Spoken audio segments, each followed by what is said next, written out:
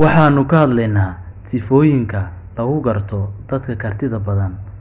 Haddii aad maqashid hebel wuu karti badan yahay, heblaayo way karti badan tahay, waxay leeyihiin sifooyinka sidan oo kale ah.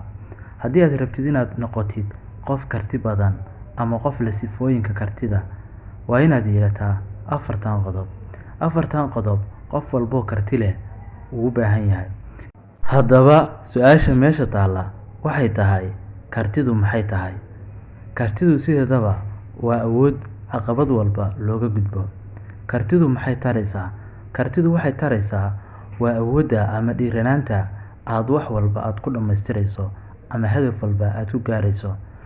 Qofba qofka uu ka karti badan yahay, hadaf walba uu ka gaari og yahay ama hawl walba uu ka qaban og yahay.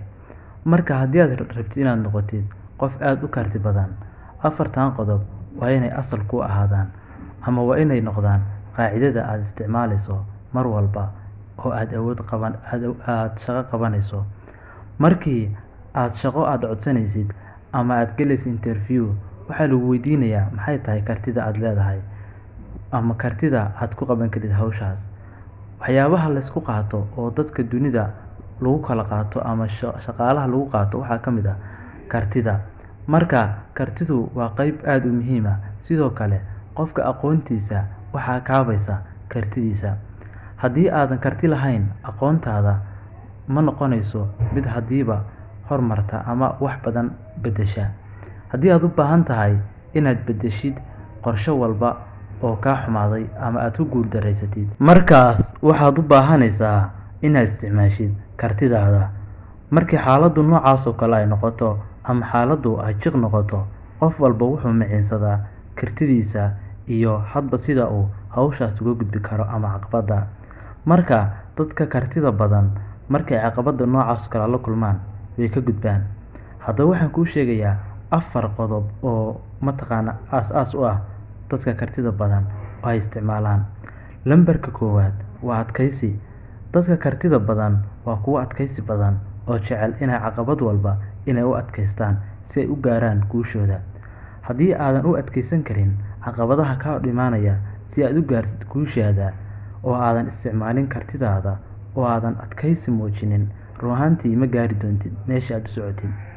Marka waxaan kugula talinayaa, haddii aad rabtid inaad guushaada gaartid, waa inaad adkaysi leedahay.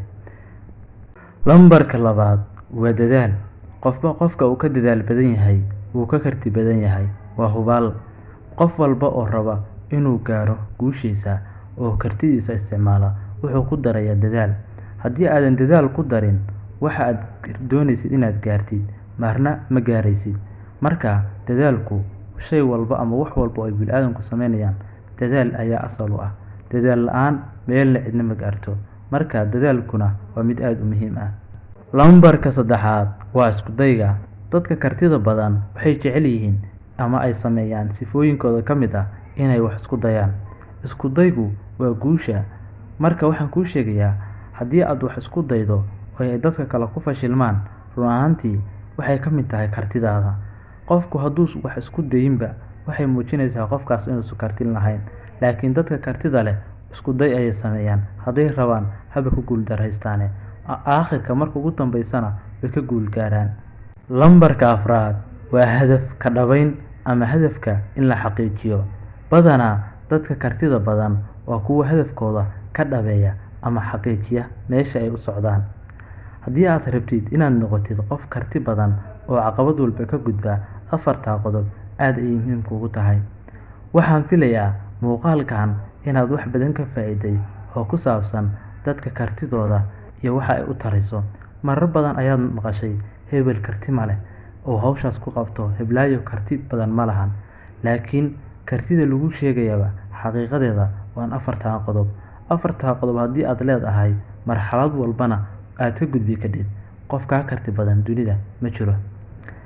Mar labaad waxaan kaa codsanayaa, haddii aad asxaabteeda ka mid tahay, inaad nagu soo biirtid oo aad ka mid noqotid tiimkayga. Fadlan subscribe noo saar. Mahadsanid.